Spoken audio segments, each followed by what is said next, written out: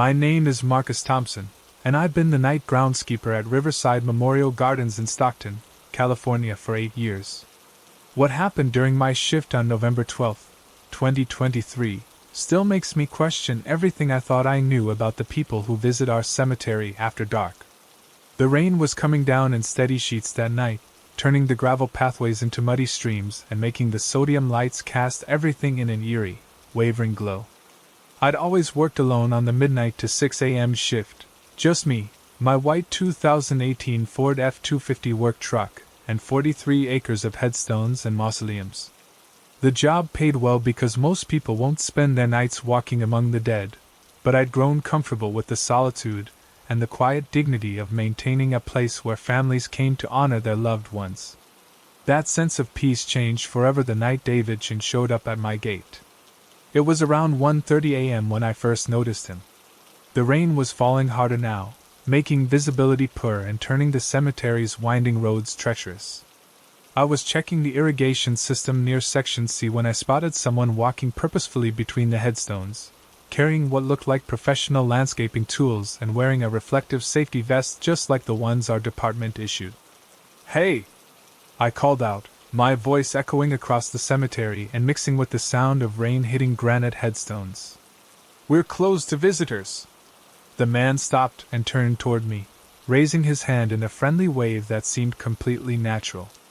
As he approached through the misty rain, I could see he was maybe 45 years old, wearing a dark blue work jacket with county maintenance patches and carrying a small spade, pruning shears, and what appeared to be a professional soil pH testing kit. "Marcus Thompson, right?" he said with a warm smile, extending his hand for a firm handshake. "I'm David Chin, your new night shift assistant. Sorry I'm running late. Had trouble finding the maintenance entrance in this weather, and my GPS kept taking me to the main visitor entrance instead of the service road." I stared at him, genuinely confused. Nobody had mentioned hiring additional staff, and I'd been requesting help for 3 solid years. "Assistant? Nobody told me about any new assistant being hired." David laughed, pulling out what looked like an official employee badge hanging from a county-issued lanyard, complete with his photo and what appeared to be a valid employee ID number. "Budget finally came through last month after all those incident reports you filed. Mr. Patterson from the city maintenance office said you'd been requesting additional night coverage for years due to vandalism and security issues. Guess the paperwork got delayed in the bureaucratic shuffle. You know how slow municipal offices can be with personnel changes." The thing was, I had been filing those reports religiously.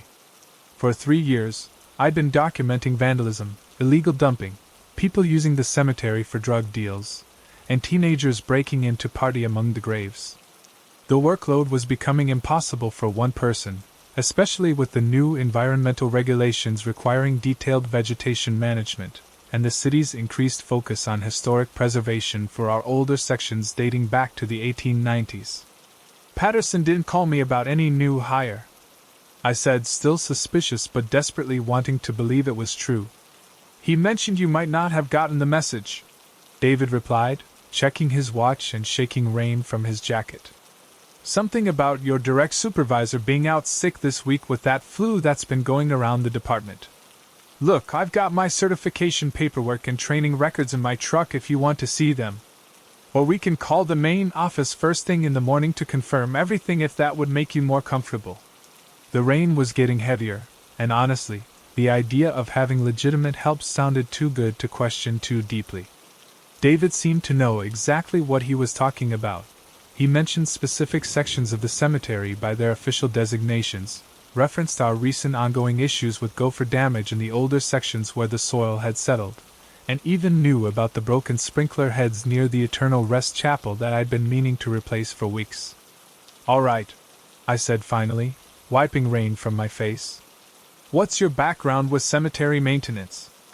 5 years at Mountain View Memorial Gardens in Sacramento," he answered without hesitation, his voice carrying the confidence of genuine experience.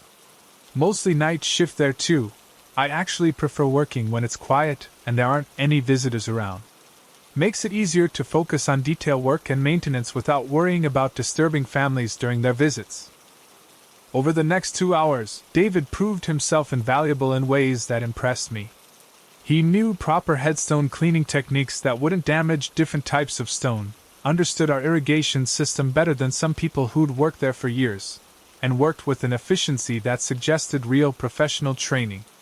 We repaired 3 broken sprinkler heads using parts from my truck, cleared accumulated debris from storm drains that had been backing up, and documented several areas where tree roots were threatening the stability of older headstones. "You're really good at this work," I told him as we took a break near the maintenance shed around 3:45 a.m., both of us grateful to get out of the rain for a few minutes. "I genuinely like working with my hands," he said, carefully wiping dirt and mud from his gloves before storing them properly. "There's something peaceful and meaningful about maintaining a place where families come to remember their loved ones and connect with their history. It feels important, you know? Like we're part of something bigger than just landscape maintenance." I didn't know exactly what he meant. It's precisely why I'd stayed in this job despite the isolation, weird hours, and occasional unsettling incidents that come with working alone in a cemetery at night. David returned the next night right on schedule, and the night after that. By the end of the first week, I honestly couldn't imagine managing the entire cemetery without his help.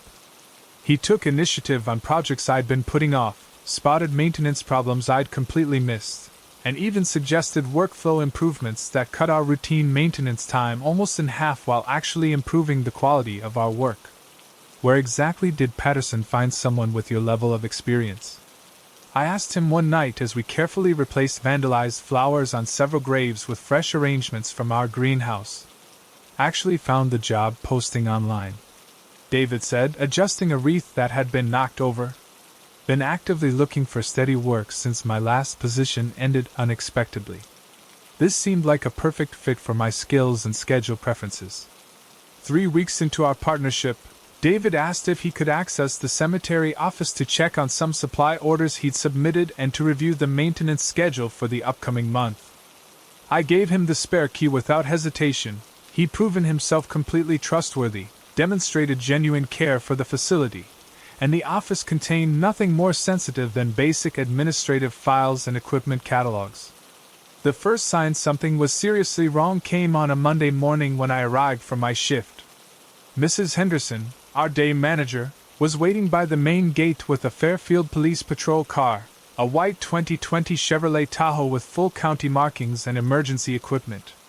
"Marcus, we need to talk about something important," she said, her face showing the kind of grim concern that immediately put me on high alert.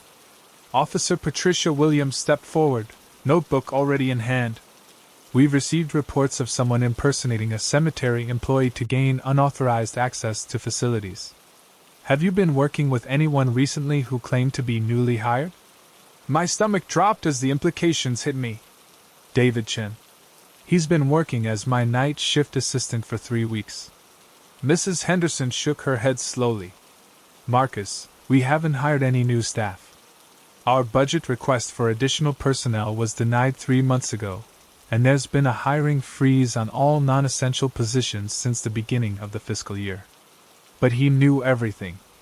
I protested, my mind racing through all the convincing details. He had proper certification papers, knew about our specific maintenance issues, even had the right tools and equipment. Officer Williams opened her notebook and clicked her pen. "Can you describe this David Chin in detail?" I described him while my mind struggled to process what I was hearing. The irrigation system knowledge, the equipment familiarity, the way he knew exactly which sections needed attention, none of it made sense if he wasn't legitimately trained and experienced. "Mr. Thompson," Officer Williams said carefully, "we've been investigating reports of someone systematically accessing cemetery records across multiple counties. Always works night shifts, always targets facilities with single-person staffing, always uses the same basic approach. We believe he's been using this access to steal personal information from burial records for identity theft purposes." The reality hit me like ice water in my veins. The office key. We hurried to the administrative building, my hands shaking as I unlocked the door. At first glance, everything looked completely normal and undisturbed. But Officer Williams pointed out subtle signs I'd never have noticed. Filing cabinets that weren't quite closed properly, papers slightly out of their usual order, and most damning, the computer showed access logs from outside normal business hours multiple times over the past 3 weeks. Birth dates, social security numbers, next of kin contact information, Mrs. Henderson said, checking the computer access logs with growing alarm. Everything someone would need for comprehensive identity theft. These burial records go back over 40 years. Officer Williams was already on her radio, calling for additional units and requesting a detective from the Financial Crimes Division. This explains the pattern we've been tracking. He establishes trust with isolated night shift workers, gains access to sensitive records, then disappears before anyone realizes what's actually happened. But why work so hard at the actual job?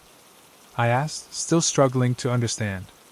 He was genuinely doing excellent maintenance work, better than some people who've worked here for years. Perfect cover story, the officer replied. Who questions someone who's genuinely helping and improving things? Plus, he learns the facility layout, understands all the security measures, and builds enough trust to gain access to restricted areas without raising any suspicions. Detectives arrived within an hour, along with IT specialists to examine our computer systems thoroughly. Detective Robert Martinez explained that David Chin was almost certainly an alias. They'd been tracking similar incidents across 3 counties over the past 6 months, always involving cemetery night shifts, always using the exact same methodical approach. The real skill isn't in the groundskeeping, Detective Martinez explained. It's in social engineering and psychological manipulation. He researches each facility thoroughly beforehand, learns enough technical details to seem completely legitimate, then uses that credibility to gain access to sensitive information. The investigation revealed the full scope of the security breach. Over 3 weeks, the imposter had systematically accessed burial records for over 1,200 individuals, photographed sensitive documents with a small concealed camera, and copied detailed contact information for recently deceased persons' families, prime targets for inheritance scams and identity theft schemes. Families dealing with grief are especially vulnerable, Detective Martinez explained. Criminals use information from death certificates and burial records to contact survivors, claiming to represent banks, insurance companies, or legal offices handling estate matters. They steal both money and personal identities. The cemetery's insurance company required us to notify every family whose records had been potentially compromised. I spent weeks making those difficult phone calls, explaining how someone I'd trusted completely had violated their loved ones' final resting places purely for financial gain. Several families had already been contacted by scammers claiming to handle unclaimed estate benefits or insurance matters requiring immediate attention. The Riverside Police Financial Crimes Unit connected at least 12 documented fraud attempts directly to information stolen from our cemetery records, with estimated losses exceeding $50,000. David Chin, or whoever he really was never apprehended. Detective Martinez said he'd probably moved to a different region by now, assuming a completely new identity and targeting other isolated night shift workers at funeral homes, cemeteries, or similar facilities with access to valuable personal information. The experience fundamentally changed how I approach my job and workplace security. We installed comprehensive security systems, implemented strict verification procedures for anyone claiming to be an employee, and now require multiple forms of identification and supervisory confirmation before anyone gets access to sensitive areas. But what haunts me most isn't the security failure, it's how genuinely helpful and skilled he was. David improved our maintenance procedures, showed real care for the family's grave sites, and seemed to genuinely understand the importance and dignity of our work. If he'd actually been legitimate, he would have been the best assistant I could have asked for. Mrs. Henderson later told me that our budget request for additional staff had actually been approved just 2 weeks after David disappeared, meaning if he'd waited a month, he might have actually gotten hired legitimately through proper channels. Instead, he chose to use his considerable skills to exploit grieving families for profit. I still work nights at Riverside Memorial Gardens, but the solitude I once enjoyed is gone forever. We have mandatory two-person teams now, and every employee undergoes extensive background checks and regular security clearance updates. The peaceful atmosphere has been replaced by constant vigilance, and the knowledge that even places dedicated to rest and remembrance aren't safe from people who prey on others' trust. The incident report was filed with both local police and the state cemetery board, leading to new statewide regulations requiring enhanced security measures at all municipal burial facilities. Our case became part of training materials for cemetery workers across California. Sometimes I wonder how many other night shift workers have fallen for similar schemes, or how many grieving families have been victimized by criminals who literally steal from the dead to prey on the living. Have you ever had someone gain your complete trust through their competence and helpfulness, only to discover they had ulterior motives? What warning signs do you think we should watch for when someone seems almost too knowledgeable about our work or too eager to help? My name is Jennifer Walsh, and I've been working the graveyard shift at Quick Stop on Highway 15 in Bakersfield for 6 years. What happened on August 3, 2024, taught me that sometimes the very precautions we take to stay safe can put us in even more danger. The incident that night changed everything I thought I knew about working alone in a 24-hour gas station. The Quick Stop sits at a lonely intersection about 12 miles outside the city limits, surrounded by farmland and desert scrub.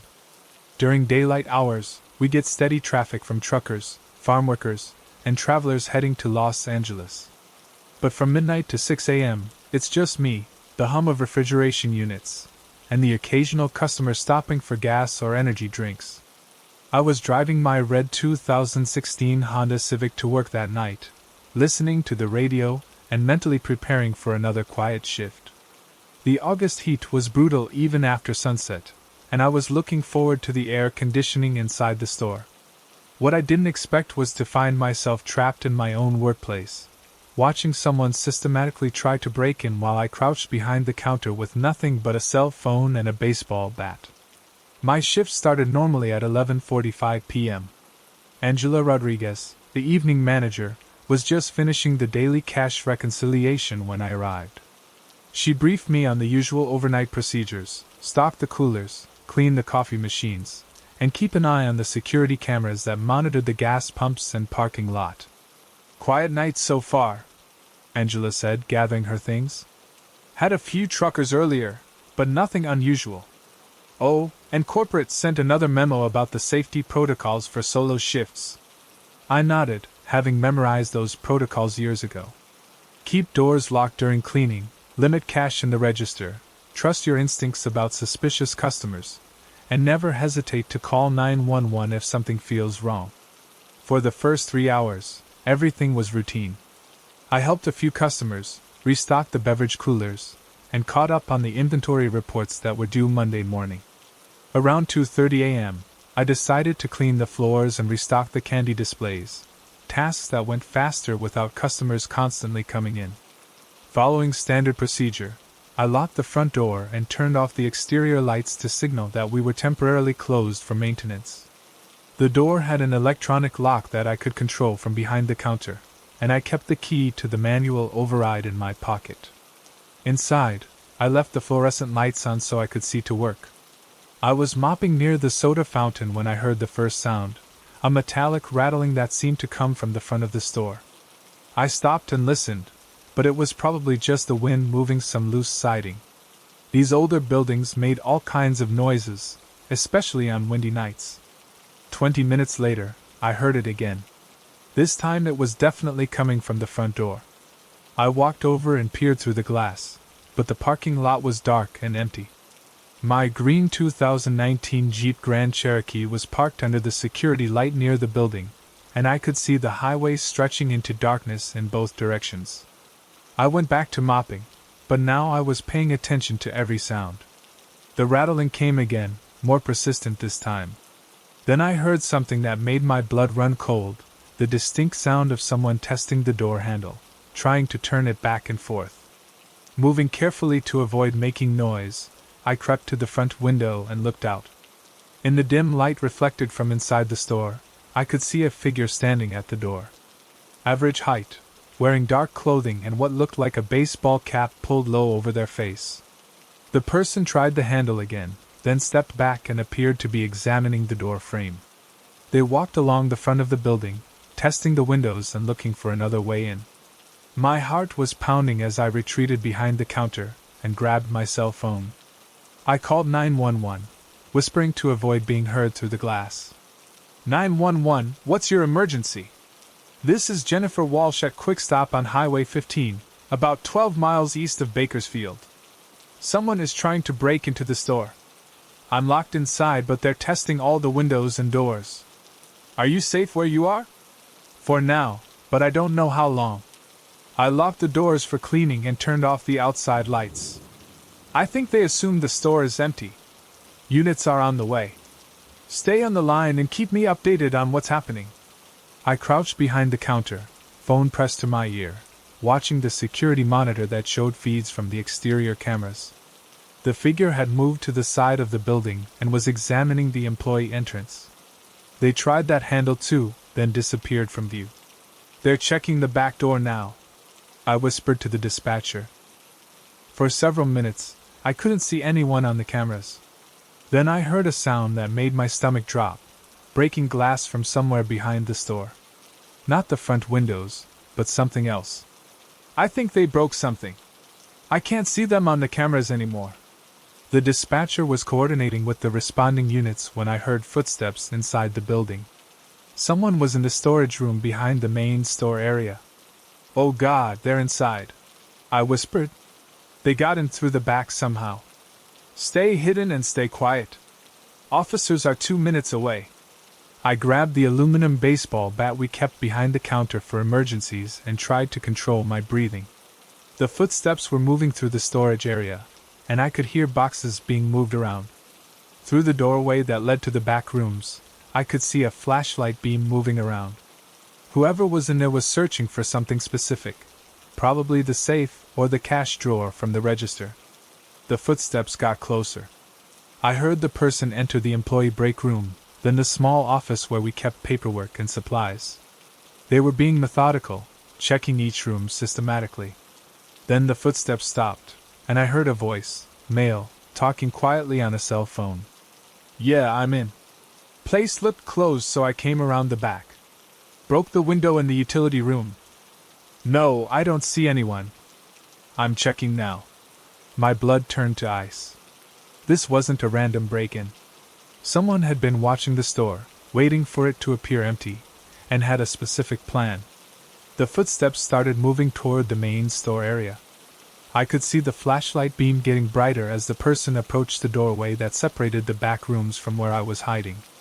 Still looking, the voice said into the phone. Gonna check the registers and the safe if I can find it. I pressed myself against the floor behind the counter, gripping the bat and trying to stay completely silent. The security cameras would show the police exactly where this person was, but I needed to survive until they arrived. The flashlight beam swept across the ceiling above me as the intruder entered the main store. I could hear him moving around, checking behind the counter area where I was hiding. Registers are here, he said into the phone. How do I get them open without the key? He was maybe 10 feet away from me, separated only by the counter display case. If he looked over the counter, he'd see me immediately. That's when I heard the most beautiful sound in the world, police sirens in the distance, getting closer fast. The intruder heard them too. Shit, cops are coming. I'm out of here. I heard him run toward the back of the store. Glass crunched under his feet as he presumably went back through whatever window he'd broken to get in. A few seconds later, I heard a car engine start somewhere behind the building. The sirens were getting louder. I stayed hidden until I heard car doors slamming and officers shouting commands outside. Bakersfield PD! Store is surrounded! I stood up slowly, hands visible, and called out. I'm Jennifer Walsh, the employee who called 911. I'm coming to the front door. Officer Lisa Martinez was the first one I saw as I unlocked the door. She was standing next to her patrol car, a blue 2021 Ford Explorer Police Interceptor, with her weapon drawn but pointed down. Are you injured? She asked. No, I'm okay. He was in the back of the store but ran when he heard the sirens. 2 more officers were already checking the perimeter. They found the broken window in the utility room where the intruder had gained entry, along with footprints in the dirt behind the building and tire tracks from where he'd parked his vehicle. Detective Kevin Thompson arrived about 20 minutes later to process the scene.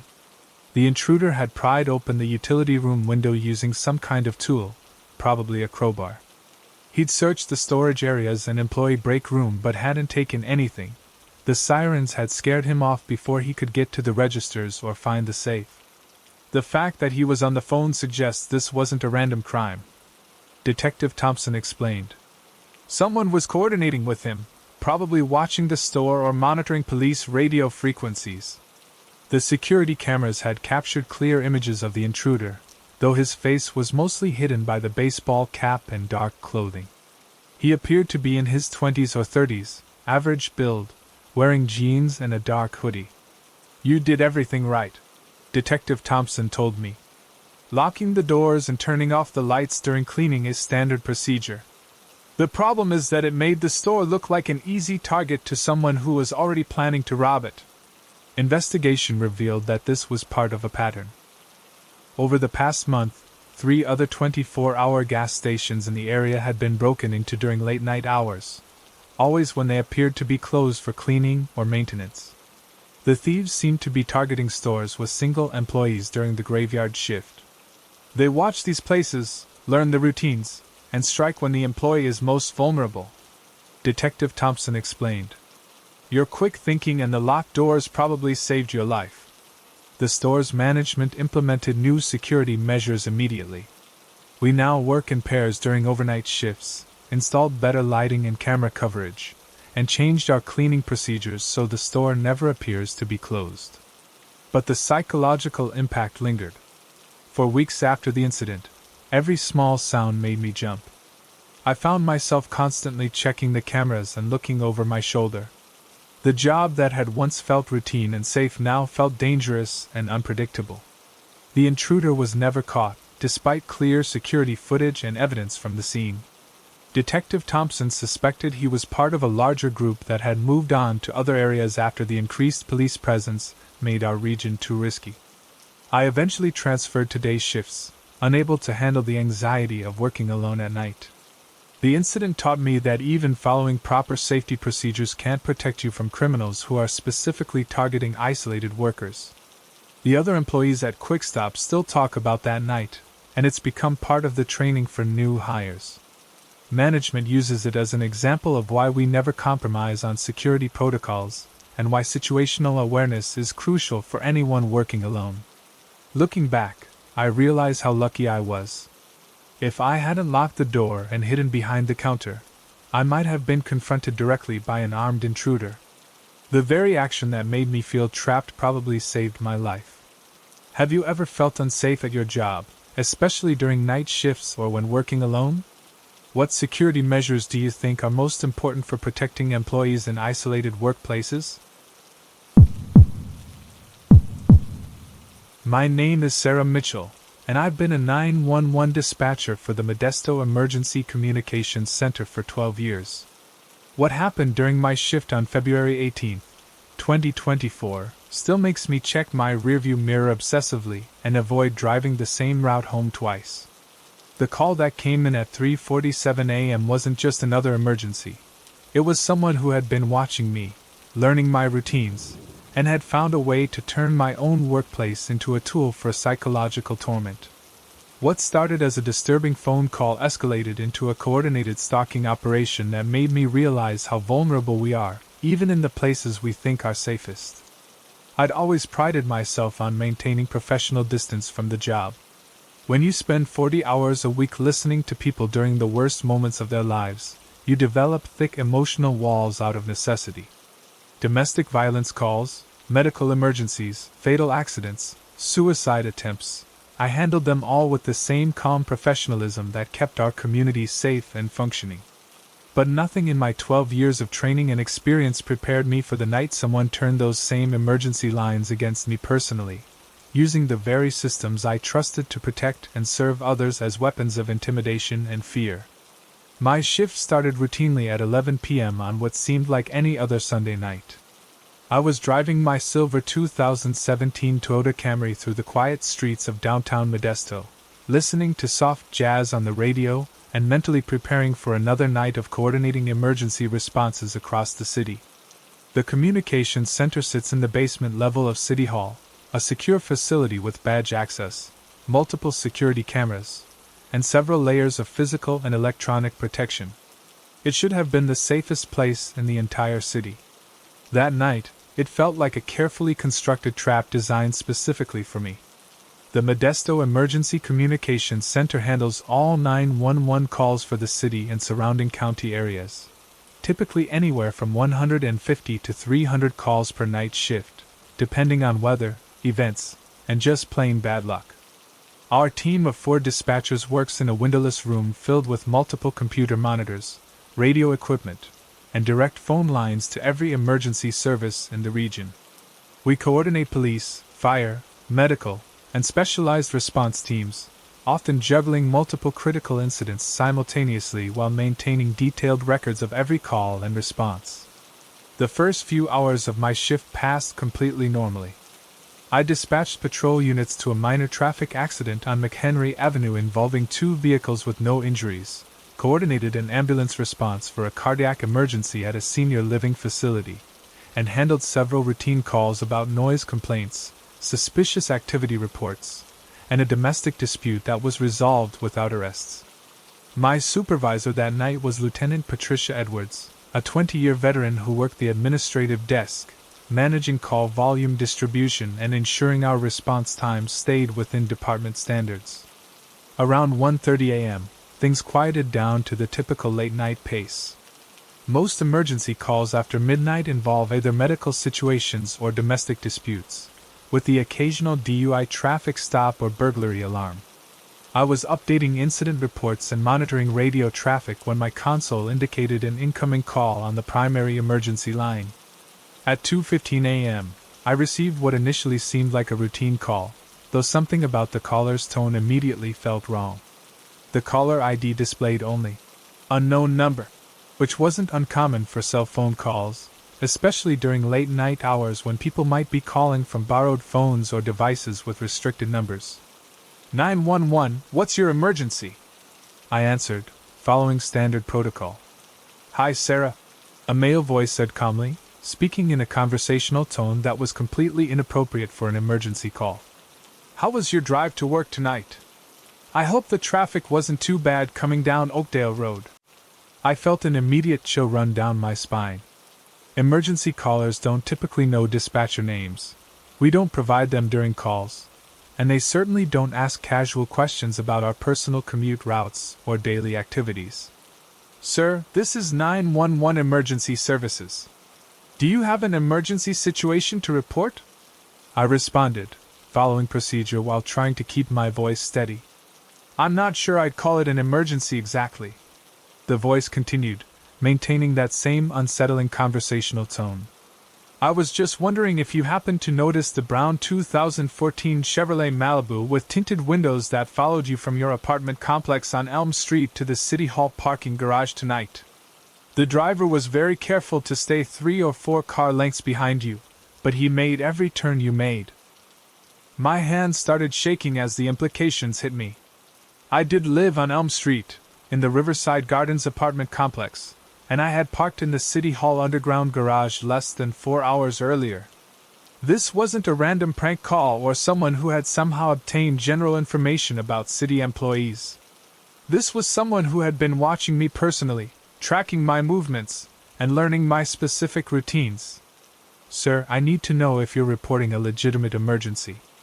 If not, I need to clear this line for actual emergency calls, I said, trying to maintain professional protocol while my mind raced through the implications. Oh, this is definitely an emergency, Sarah. The voice replied with what sounded like genuine amusement. You just don't realize it yet. But don't worry, you will soon. The line went dead, leaving me staring at my console with a racing heart and sweating palms. I immediately flagged Lieutenant Edwards and played back the recorded call through our supervisor monitoring system. Her face grew increasingly serious as she listened to the playback, taking notes and checking our caller ID logs. How would someone know your name and home address? She asked, pulling up department personnel protocols on her computer. I have no idea. Our personal information isn't supposed to be public record, and we use generic call signs and unit numbers on radio communications.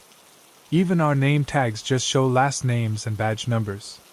I'm calling this in to patrol immediately, Lieutenant Edwards said, reaching for her radio to contact our shift supervisor. We need a unit to conduct a security check of your apartment building and sweep the area around City Hall for any suspicious vehicles or individuals.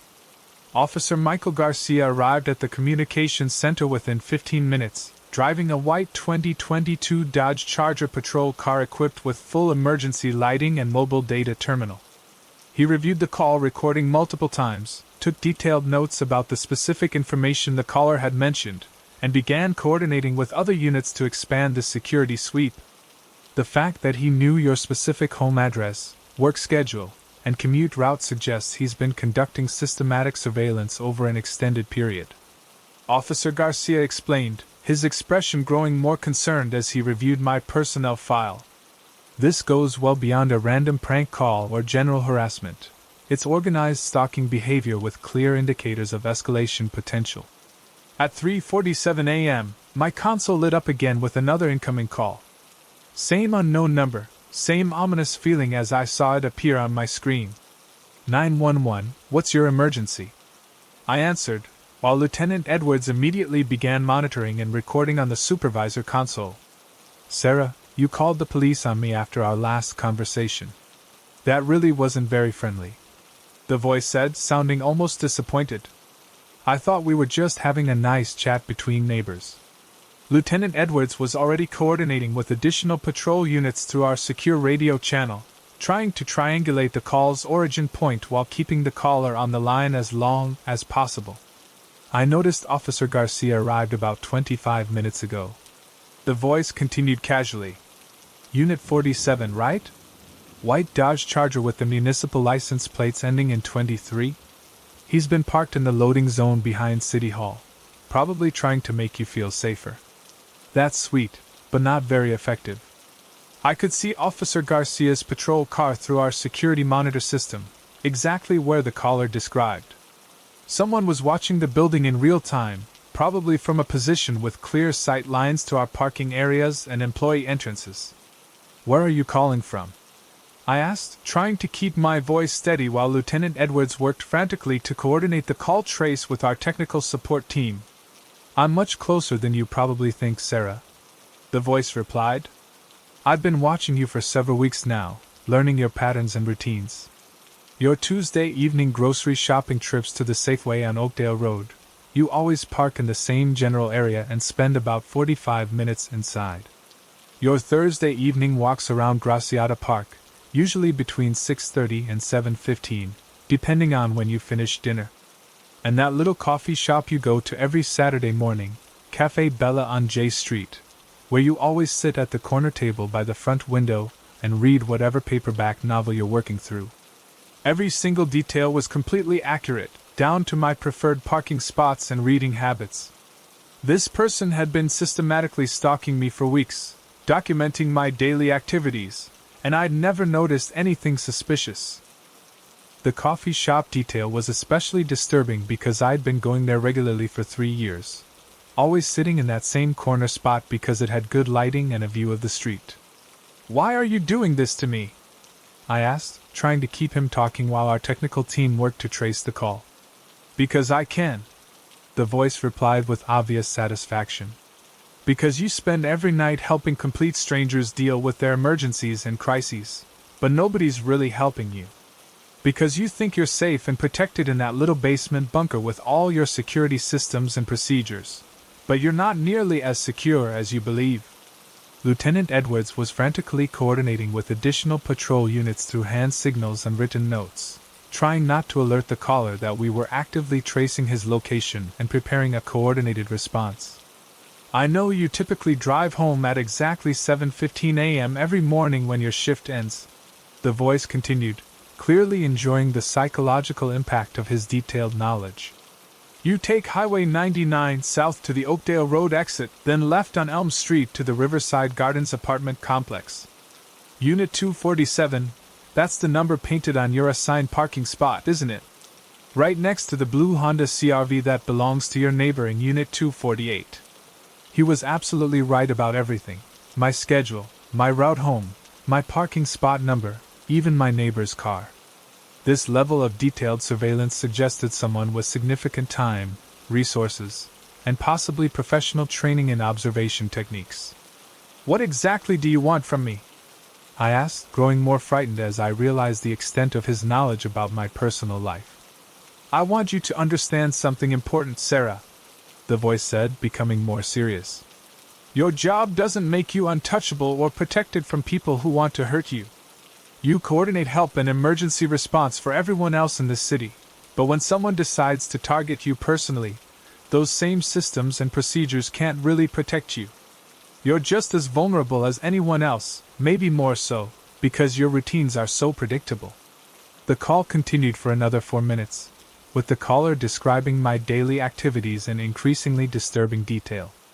He knew what time I typically left for work, where I usually bought gas for my car, which entrance I used to enter the City Hall building, even what I usually ordered when I stopped for fast food on my way home. When the call finally ended, Lieutenant Edwards informed me that our trace had been unsuccessful. The call was originating from a prepaid cell phone with location services disabled and routing through multiple cell towers to obscure the actual transmission point. Detective Amanda Rodriguez arrived during my scheduled break around 4:30 a.m. to conduct a formal interview about the stalking calls. She specialized in harassment, stalking, and domestic violence cases and immediately recognized the behavioral patterns and escalation indicators in the caller's approach. This represents classic escalating stalking behavior, Detective Rodriguez explained after reviewing the call recordings. The perpetrator has moved from passive surveillance and information gathering to direct contact and active intimidation. The fact that he's specifically using the 911 emergency system shows he wants to demonstrate that he can intrude on your professional life and workplace security, not just your personal activities. Over the next 2 hours, I received 3 additional calls from the same unknown number. Each call provided new, increasingly personal details about my life, the color and pattern of my bedroom curtains, which could only be observed from outside my apartment building, the specific type and model of car I drove, even the name of my neighbor's small dog and what time she usually walked it in the evenings. It became clear that multiple people had been conducting extensive surveillance of my apartment building, workplace, and daily activities. He's engaged in systematic psychological warfare, Detective Rodriguez explained. By proving he knows intimate details about your private life and daily routines, he's creating intense psychological pressure and destroying your sense of personal security and safety. This is designed to make you feel constantly watched and vulnerable. The most disturbing call came at 5:23 a.m., just as the sky was beginning to show the first hints of dawn outside. "Sarah, I know you're scared now, and you should be," the voice said, sounding more confident and aggressive than in previous calls. "But here's what's really going to bother you long term. I'm not the only one who's been watching you. We've been taking turns conducting surveillance. Different cars, different times of day, different observation points. You've never noticed any of us because we're very good at this kind of work." The use of "we" and "us" completely changed the nature of the threat. This wasn't a lone stalker with an obsession, but a coordinated group effort involving multiple people and systematic surveillance techniques. "Why me specifically?" I asked, trying to understand the motivation behind such an elaborate operation. "Because you were convenient and accessible," the voice replied matter-of-factly. "Young woman, lives alone, very predictable daily schedule and routines. But mainly because watching you and learning about your life has been entertaining for us. Seeing you go about your daily activities, completely unaware that you're being systematically observed, catalogued, and analyzed." Lieutenant Edwards had called in additional detectives and was coordinating with the FBI's Behavioral Analysis Unit in Sacramento. Stalking cases involving multiple perpetrators and sophisticated surveillance techniques often indicated larger criminal operations or organized groups with specific targeting methodologies. The caller continued. The best part is that even after tonight, even after all these phone calls, you'll never feel completely safe or secure again. Every car that seems to follow you for more than a few blocks, every person who seems to know a little too much about your routine, every unexpected phone call or knock on your door, you'll always wonder if it's us. That psychological uncertainty will follow you everywhere.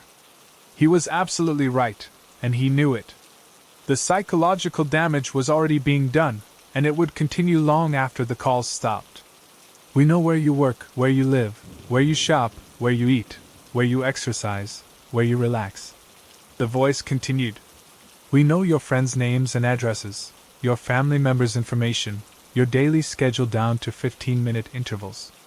If we wanted to hurt you, Sarah, we could do it anytime, anywhere, and you'd never see it coming. When my shift finally ended at 7 a.m., I was escorted to my car by 3 patrol officers and followed home by an unmarked police vehicle. Detective Rodriguez had arranged for ongoing surveillance of my apartment building and advised me to vary my routine significantly, avoid predictable patterns, and consider relocating temporarily while the investigation continued. The investigation revealed that my personal information had likely been obtained through a combination of social media research, public record searches, and direct observation. The stalkers had used legitimate databases, online resources, and systematic surveillance to build a comprehensive profile of my daily life and activities. They probably started with basic information, your name and workplace, which are semi-public, then used social media posts, online photos, public records, and physical surveillance to fill in all the personal details. Detective Rodriguez explained.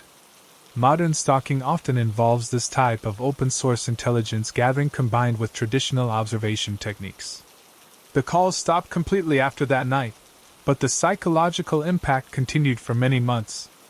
I moved to a different apartment complex across town, changed all my daily routines and schedules, and requested a transfer to day shifts to avoid the isolation of overnight work. The department implemented new security measures for all dispatchers, including enhanced personal information protection protocols, additional training on recognizing stalking behaviors, and improved coordination with law enforcement when employees are targeted. No arrests were ever made in connection with the stalking operation. The prepaid cell phone had been purchased with cash from a convenience store and was discarded immediately after the final call.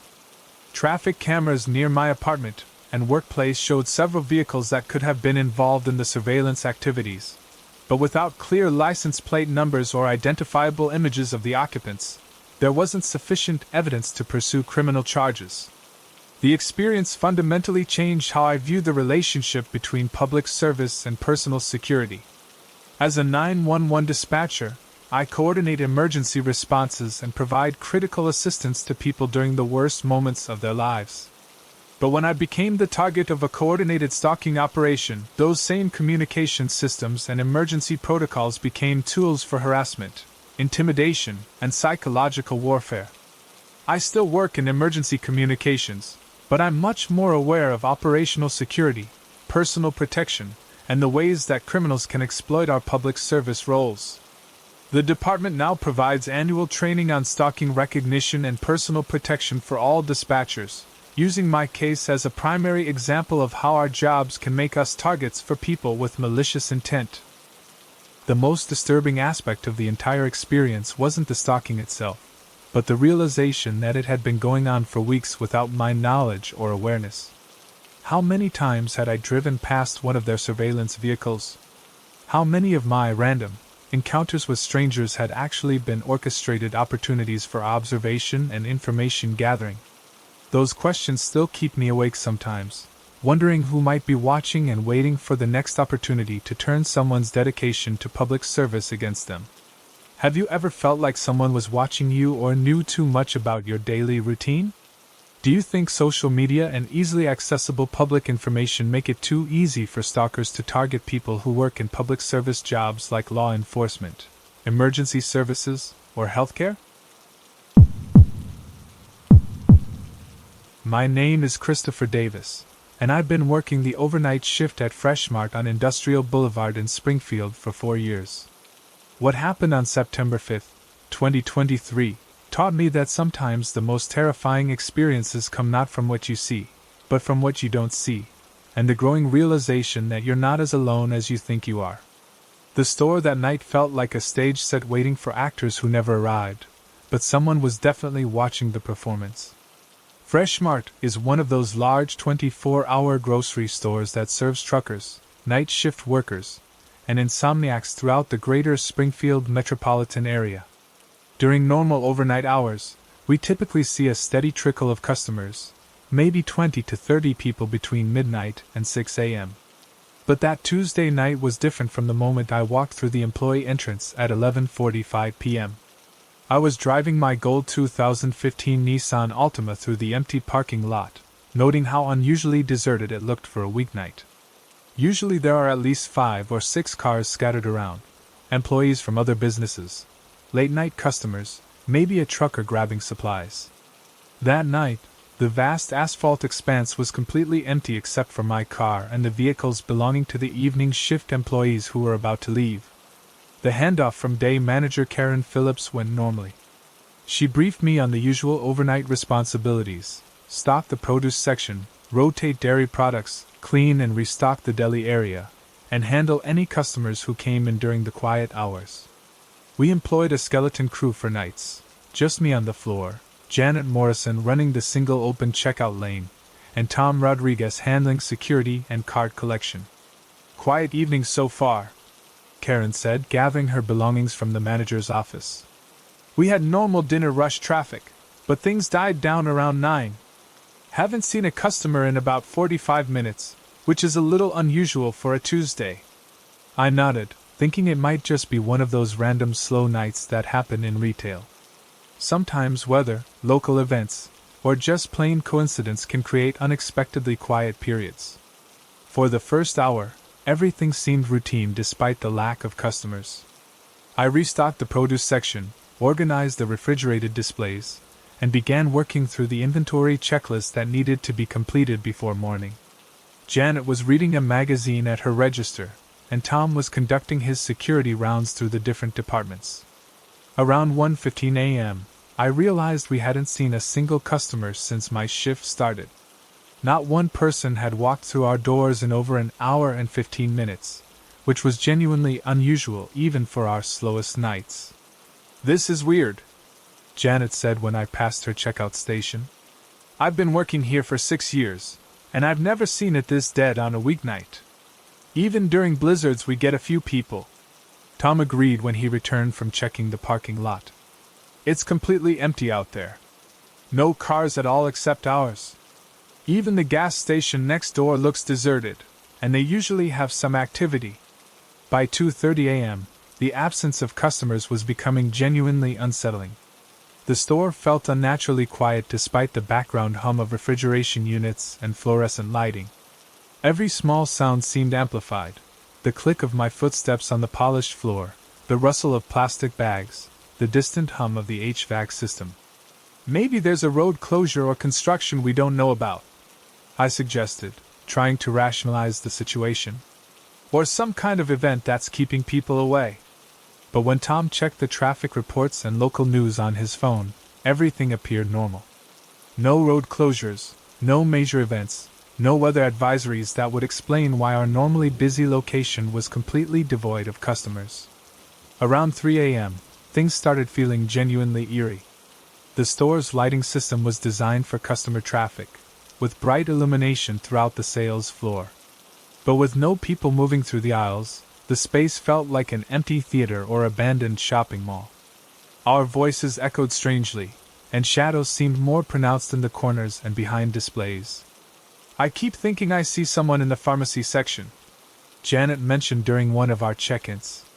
Just movement in my peripheral vision, but when I look directly, there's nothing there. I'd been experiencing something similar, glimpses of motion that disappeared when I turned to look directly. It was probably just the effects of working in an unusually empty environment, but it was becoming increasingly unnerving. At 3:45 a.m., our security cameras picked up something unusual. Tom was monitoring the system from the customer service desk when he called me over urgently. "Look at this," he said, pointing to the monitor showing the parking lot camera feed. "There's a dark blue 2019 Ford Explorer parked at the far edge of the lot, near the perimeter fence.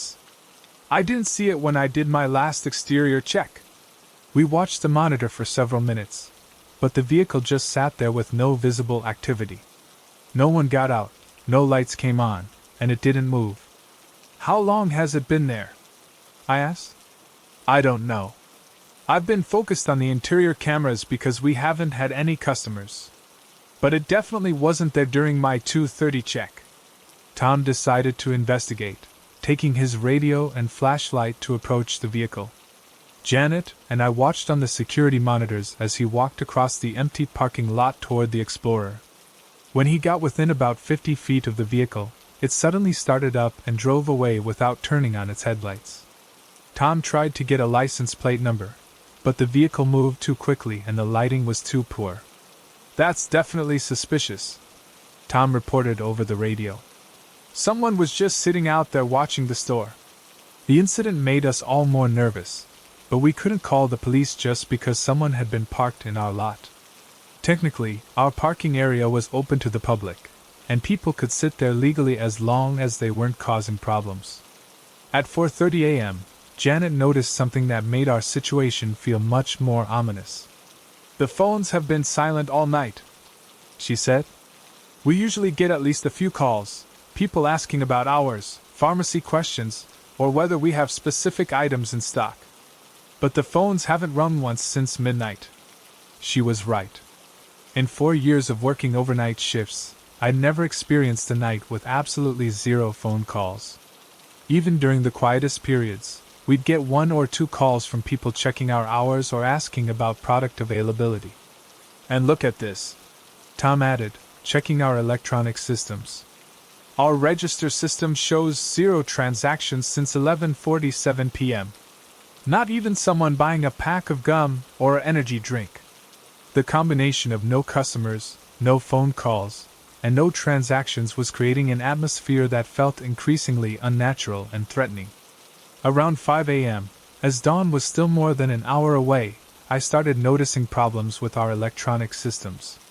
The automatic doors at the main entrance began opening and closing randomly, as if someone was approaching but never actually entering. The fluorescent lights in the frozen food section started flickering intermittently, and the PA system occasionally emitted brief bursts of static.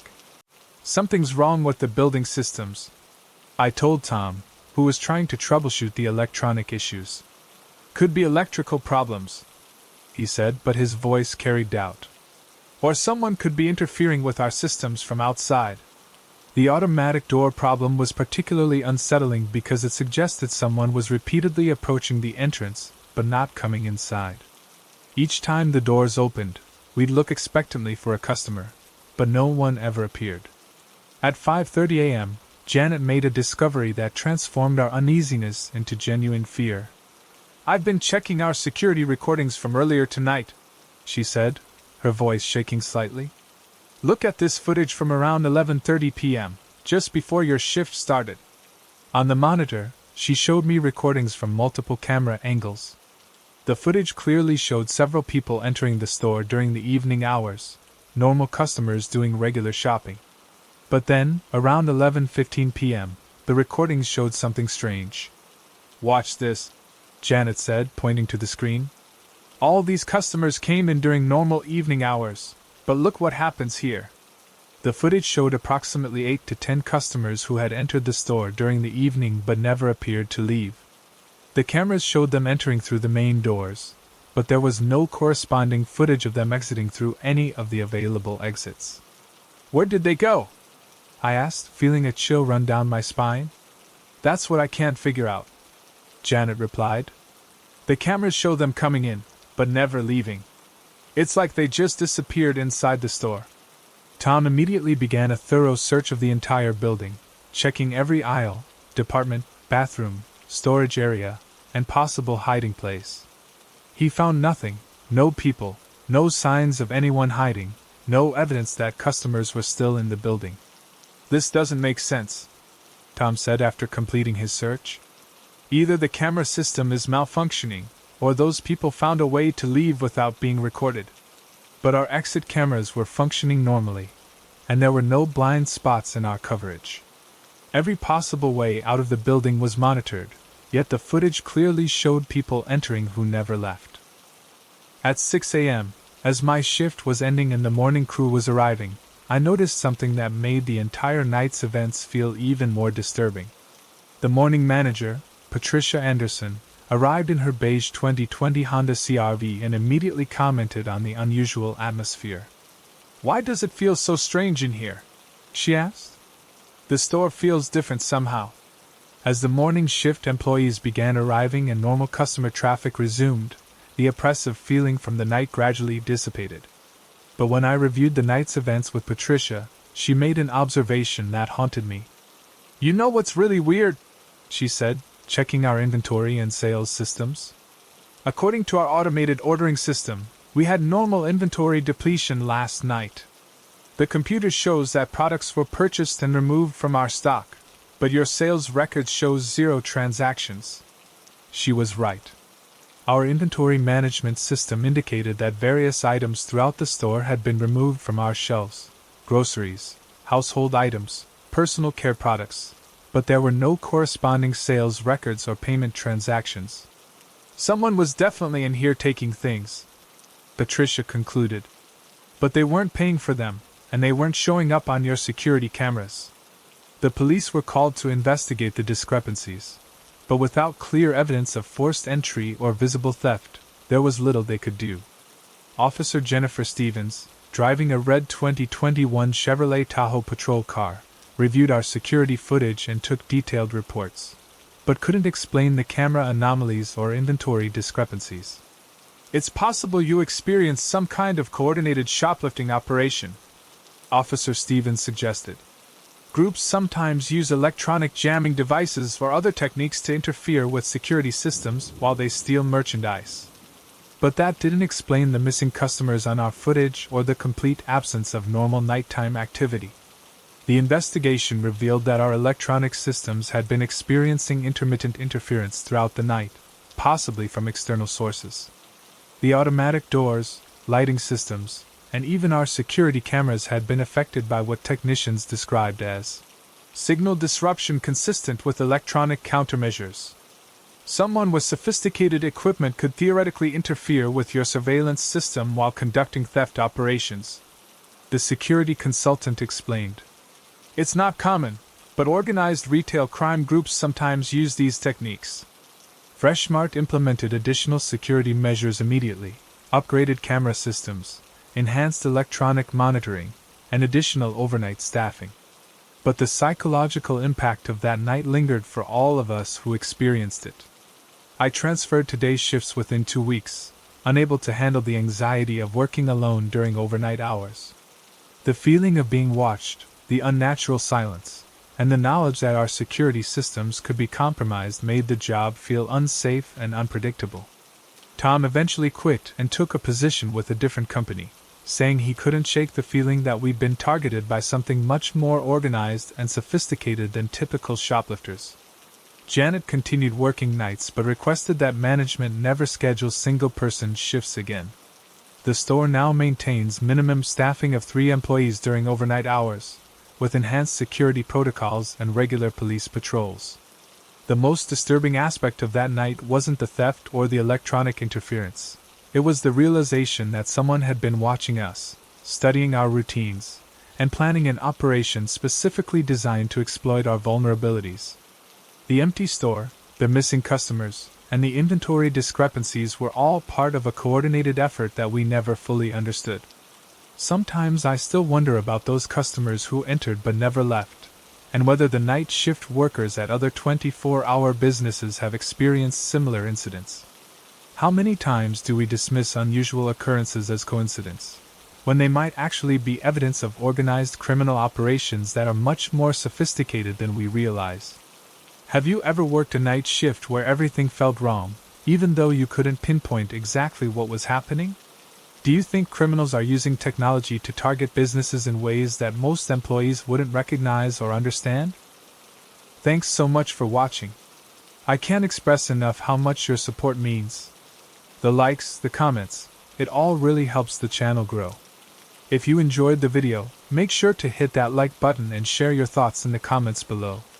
I always take the time to read them. And don't forget to subscribe so you never miss out on any new videos.